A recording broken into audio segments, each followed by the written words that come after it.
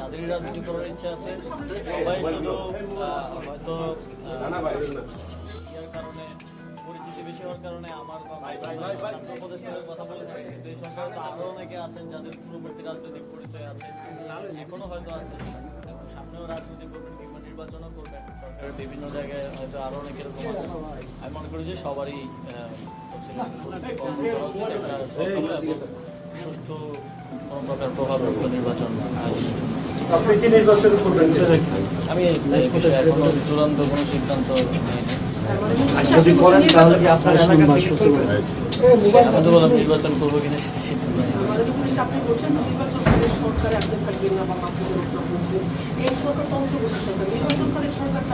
নির্বাচনকালীন বলতে আমি বুঝিয়েছি যে তফসিল ঘোষণার পরবর্তী সময়টাকে আমি বলছি। নির্বাচনকালীন বলতে অন্য কোনো সরকারের কথা। তারপরে এই সরকার তার নিরপেক্ষতার স্বার্থে আমি মনে করি যারাই রাজনীতি করতে যায় শুধু ছাত্র উপদেষ্টারা না, যারাই চাইবে তাদেরই উচিত নির্বাচনের সময়টাতে না থাকে, যাতে করে কোনোভাবেই নির্বাচনটা প্রস্তাবিত না হয়। যেহেতু আমাদের মাননীয় প্রধান উপদেষ্টা বারবারই বলছেন যে আমরা ইতিহাসের একটা শ্রেষ্ঠ নির্বাচন উপহার দিতে চাই, আর সেটা আমরাও চাই। যেহেতু আমরা এই সরকারের অংশ, এই ঐতিহাসিক দায়িত্ব আমাদের উপরে থাকবে যদি নির্বাচনটা সুষ্ঠু না হয়।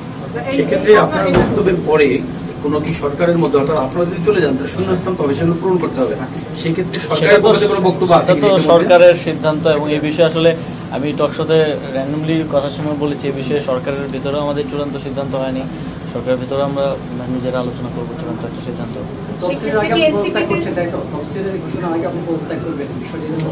হ্যাঁ, মোটামুটি এটা বলা যায়। এখন চূড়ান্ত সিদ্ধান্তটা অবশ্যই সরকারের উচ্চ পর্যায়ে।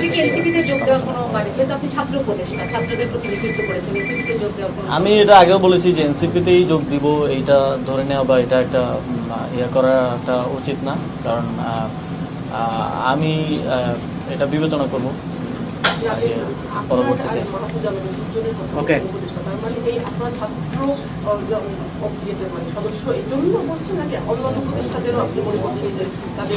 উপদেষ্টা না শুধু, আমি মনে করি যে রাষ্ট্রীয় যে কোনো দায়িত্বে যদি এমন কেউ থাকেন যারা আগে রাজনীতি করেছেন বা সামনেও রাজনীতি করার পরিকল্পনা আছে কিংবা নির্বাচন করার পরিকল্পনা আছে, তাদের কারোই সরকার থেকে